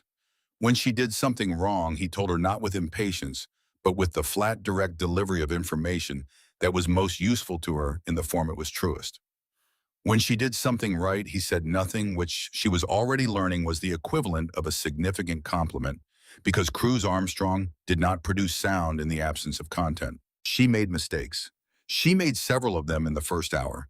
The kind of mistakes that come from not yet having the sequence internalized from knowing the theory, but not yet having the hands. Cruz told her what the mistake was and why it mattered and what the correct approach was, and waited while she did it correctly. He did not take the tool from her to demonstrate. He explained and then watched her apply the explanation. This was she was coming to understand his pedagogical philosophy in its entirety, and it was effective in the specific way that things are effective when they respect the learner's capacity to learn. Kevin sat on his milk crate and watched with the cataloging attention he brought to all information he found worth cataloging, contributing observations at intervals that were accurate enough to be useful and timed well enough to not be intrusive. He had absorbed. Ashley realized a significant amount of mechanical knowledge over his years of proximity to the parking lot of the Rusty Spoon, and what he lacked in hands-on experience, he partially compensated for with the kind of principled reasoning that allowed him to extrapolate from what he knew to what he didn't, which was not the same as knowing, but was better than nothing. At noon, Cruz produced sandwiches from the paper bag, packed with the preparation of someone who plans ahead without announcing that they plan ahead. They were specific sandwiches, not generic ones. He had brought the kind of thing each of them would eat, which meant he had paid attention at some point to what each of them would eat, and had done this without making it a thing that needed to be acknowledged. They ate on the workbench, Ashley and Cruz on stools, and Kevin on his milk crate, and they did not talk very much. The not talking had a different quality than silence. It was the not talking of people who are in the same place on purpose and find the place adequate, who have work in common and therefore have something more substantial than conversation connecting them to each other and to the morning. Kevin asked Cruz how many motorcycles he had built. Cruz thought about it.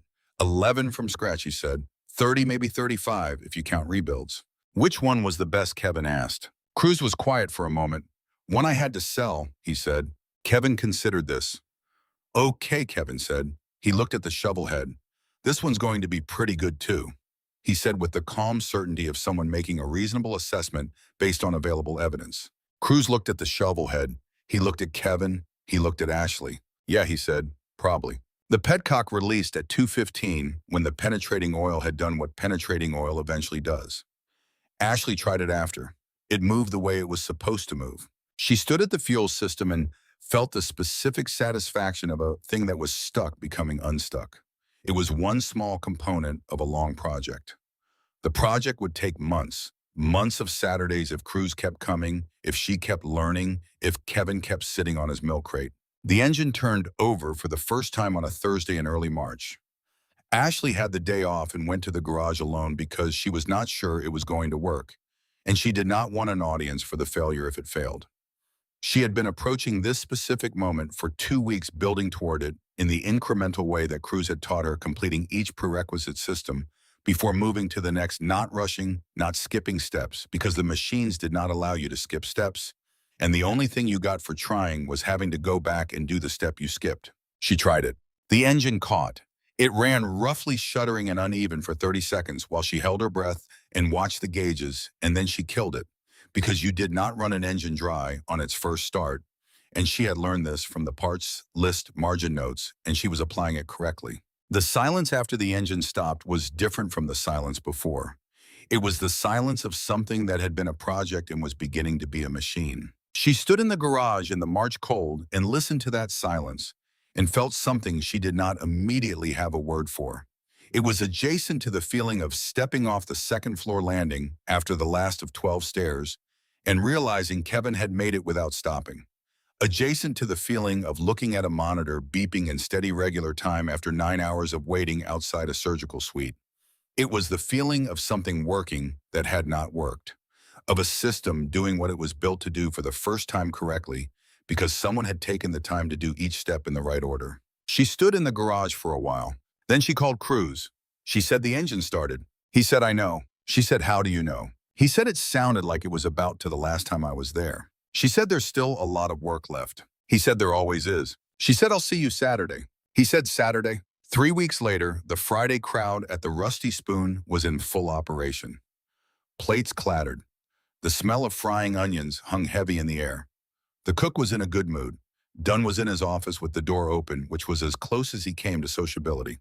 Kevin was in the corner booth with a plate of fries and the latest issue of a comic book he had explained to Ashley twice with diminishing returns.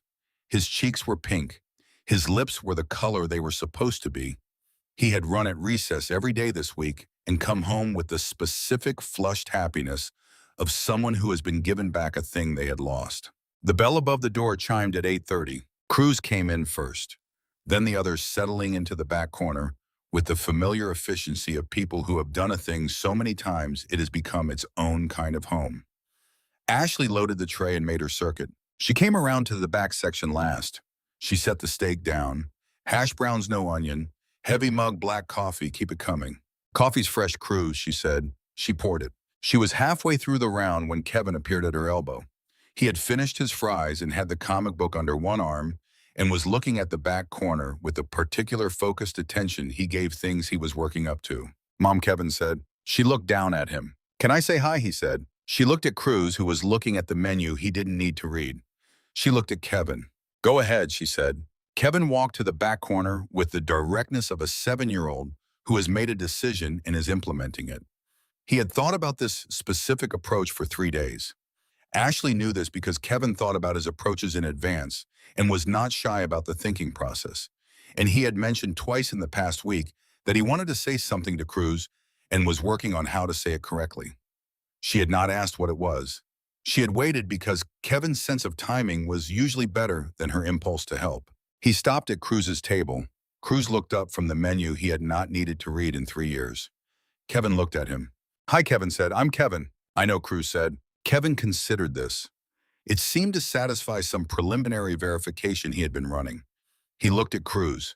He looked at the patches on Cruz's cut, reading the text on them with the focused attention of someone who encounters text as information to be processed. "My mom said you're the one who got the money," Kevin said. Cruz was quiet for a moment. "A lot of people got the money," he said. "But you're the one who started it," Kevin said. It was not a question. It had the flat certainty of someone who has been given information and has organized it into a conclusion that he considers adequately supported. Cruz said nothing. Kevin reached into the pocket of his hoodie and produced something. He held it out on his palm. He held it with the care of someone handling an object whose value they understand to be disproportionate to its size. It was the piece of leather, the small braided strap, not new leather, old leather dried at the edges, the braiding worn smooth where fingers had held it over years of being picked up and set down and picked up again. The small metal tag catching the diner light, the way old metal does, without flash, with the specific depth of a surface that has been handled and has absorbed something from the handling. "I know this was your brother's," Kevin said. "My mom told me. She said you put your hand on it in the hospital. She said she could tell it meant something to you. She said she thinks you wanted me to know it came from someone good." He looked at Cruz directly with the complete attention he brought to everything he considered important. "She said she thinks you miss him," Kevin said. The diner went about its business around them. The cook called a plate number. A trucker 3 booths over asked for more coffee. The ordinary noise of a Friday night in a roadside place unaware of itself, running on its own momentum. Cruz looked at the leather strap in Kevin's palm. He was very still. He had the quality of stillness that is not the absence of feeling, but its very dense presence held in place by the discipline of years. He set it on the table in front of Cruz. "I thought maybe you should have it back," Kevin said. He said it in the specific way of a child who has thought something through and arrived at a position he considers morally sound. "I thought maybe that was the right thing." Cruz looked at it on the table. He looked at it for a long moment. The monitor's green line in his memory. Kevin's thumb going up on the hospital floor. His brother at a bus station 8 years ago sitting down next to a woman he did not know and reading a situation in seconds and responding to it with everything he had available. He looked at Kevin. "You can keep it," Cruz said. His voice had come down to almost nothing. "His brother put it on you for a reason. You keep it." Kevin looked at Cruz. He looked at the leather strap. He thought about this for exactly the amount of time required to think about it, which was less time than it might have taken someone less organized. He picked it up and put it back in his pocket with the deliberateness of someone storing something they have been given explicit permission to keep, and for whom that permission is the deciding factor in a moral question that has been correctly resolved. "Okay," Kevin said. Then he said, "I'm building a shovel head." Cruz looked at him. One eyebrow moved approximately a millimeter. "I'm not doing any of the lifting yet," Kevin said, accurately anticipating the concern. "I'm doing the looking. My mom's doing the lifting. We started on the fuel system this fall." Cruz was quiet for a moment. Then he said, "The petcock is probably stuck." Kevin nodded. "Yeah," Ashley said from approximately 4 feet away, where she had stopped, pretending to wipe the adjacent table. "Yeah, the petcock was definitely stuck. It's not anymore." Cruz looked at her. Something in his face made the smallest possible adjustment in the direction of something that was not quite a smile, but occupied the same coordinates. Ashley met his eyes. She held them for a moment. She picked up the coffee pot. "Come by Saturday," she said. "We could use another set of hands." Cruz looked at her. He looked at Kevin. He looked at the coffee pot. He picked up his mug and held it out. She poured. The diner went about its business around them, the clatter of plates and the hiss of the grill, and the low percussion of a dozen conversations, the ordinary living noise of a Friday night in a roadside diner off the interstate in Columbus, Ohio. Kevin went back to his booth in his comic book. The truckers ate their meals. The insomniacs nursed their coffees. The cook called out a plate number. At the end of the night, when the last customer had gone and the chairs were up and the kitchen was dark, Ashley moved through the closing sequence she had performed 4 years' worth of Fridays. Tables wiped, salt shakers filled, coffee machines cleaned, the particular rhythm of closing a diner that is the same regardless of what has happened in the diner that night, because the diner will open tomorrow morning and whatever happened tonight will need to have been properly closed behind. She worked her way to the back corner last. She wiped the table. She lifted Cruz's plate. The $20 bill was there. Same as always. An $8 meal, a $12 understanding. A transaction that had never been about the money and that both parties understood would never be discussed in those terms. She stood in the empty diner with the bill in her hand and thought about ledgers, the kind you kept in columns, and the kind you kept in something that didn't have a name, in the way that certain accounts are maintained, not in spreadsheets, but in the specific quality of attention you bring to the people who have shown up for you and whom you intend to continue showing up for in return. She thought about Kevin in the back booth drawing a motorcycle with a red crayon. She thought about his whole wrist thumbs up on a hospital floor in October. She thought about 12 stairs to the second floor landing and his breathing that was now just breathing ordinary and unnoticed and exactly right. She put the bill in her apron pocket. She turned off the lights. She locked the door. The parking lot was empty. The highway beyond it was not. It ran the way it always ran, straight and perpetual, the lights of the passing cars moving in their patient, continuous stream. Ashley stood in the cold for a moment and looked at it. The highway didn't care about her. It never had. It didn't care about any of them, about Kevin's new heart, or Cruz's sold motorcycle, or the 98 men who had filled a waiting room for 8 hours, or the woman at a bus station in January 8 years ago who had held her crying baby and had nothing left until a man sat down next to her and chose to help. The highway was just road. It didn't know what moved on it or why or what the people in the cars were carrying when they drove it. But Ashley knew. You carried what you were given, and you carried what you built, and you carried what other people placed in your hands when they sat down next to you and chose to show up. You carried it not as debt, but as instruction. You carried it forward until you found the person it was meant for next. She got in her car. She drove home through the ordinary Friday night, the city lights moving past the windows in their patient circuits, Columbus going about the business of a Friday evening, indifferent to itself and to her, and to the specific nature of what had happened in a roadside diner and a children's hospital and a green-doored garage over the past several months. The highway was there as it always was, running its straight, indifferent line under the October stars. She drove it the way she always drove it, with purpose and without particular notice. Kevin was asleep in the back seat by the time she pulled into the parking lot of the apartment complex. He had made it to the second traffic light before his eyes had closed, and his head had found its usual tilted, resting position against the window, which had been his preferred sleeping posture in cars since he was approximately 18 months old. She sat for a moment with the engine off, listening to him breathe. Full and even, unremarkable. The correct, ordinary sound of a chest doing what it was built to do with no additional effort, no compensatory labor, no hitch between inhale and exhale that did not belong there. The sound she had been listening for in doorways for 6 months, terrified of hearing the wrong version.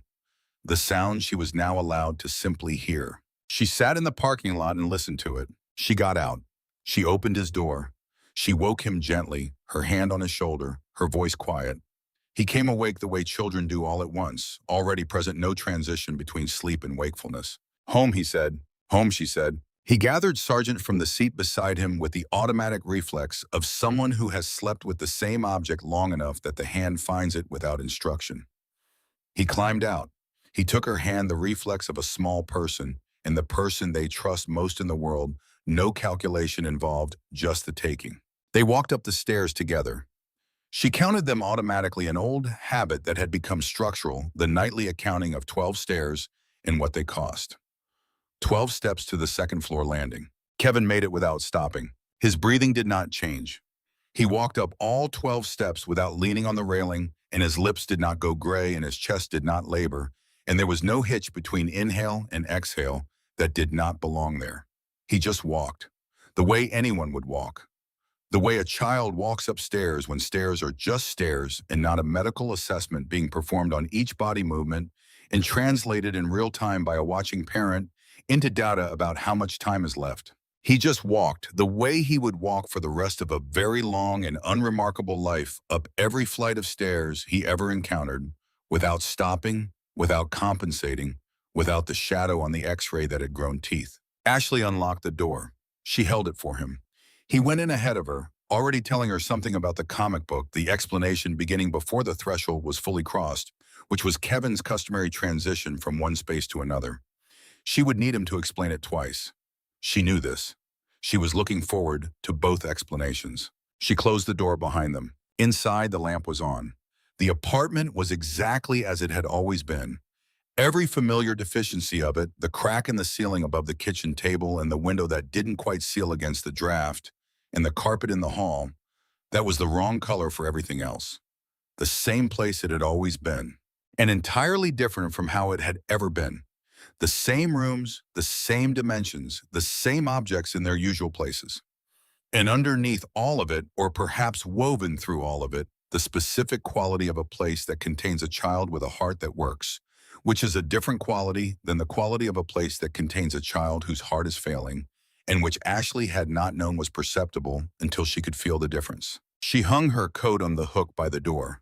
She listened to Kevin moving through the familiar sequence of home shoes off jacket, on the chair bear set on the pillow, the ordinary percussive sounds of a child going to bed in a place that is theirs and known insufficient. Some ledgers were not settled in cash. They were settled in the presence of someone who sat down next to you when you had nothing and read the situation in seconds and responded to it with the full weight of their attention. They were settled in the weight of a socket wrench in an unfamiliar hand on a Saturday morning in November. In the sound of 98 pairs of boots on a hospital corridor floor.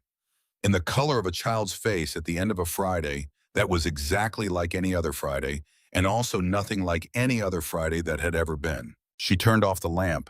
She stood in the dark for a moment. Then she went to check on Kevin, the way she always did, standing in the doorway, counting the breaths, the old habit, in the new version of it, simultaneously the same act carrying a different weight, now lighter and heavier at once. He was already asleep. His chest rose and fell in the dark, full and steady and unremarkable. The monitors had been right about him. The valve had held. She watched him breathe. She let it be enough. She let it be exactly enough. None of it was lost. None of it was ever lost. That was the deal. That had always been the deal. You carried it forward, and you gave it to the next person who needed it, and they carried it forward after you, and the road ran on beneath all of it, indifferent and straight, holding the weight of everything that moved on it without knowing what any of it was worth. The road didn't know. The people on it did. That was enough. That had always been more than enough.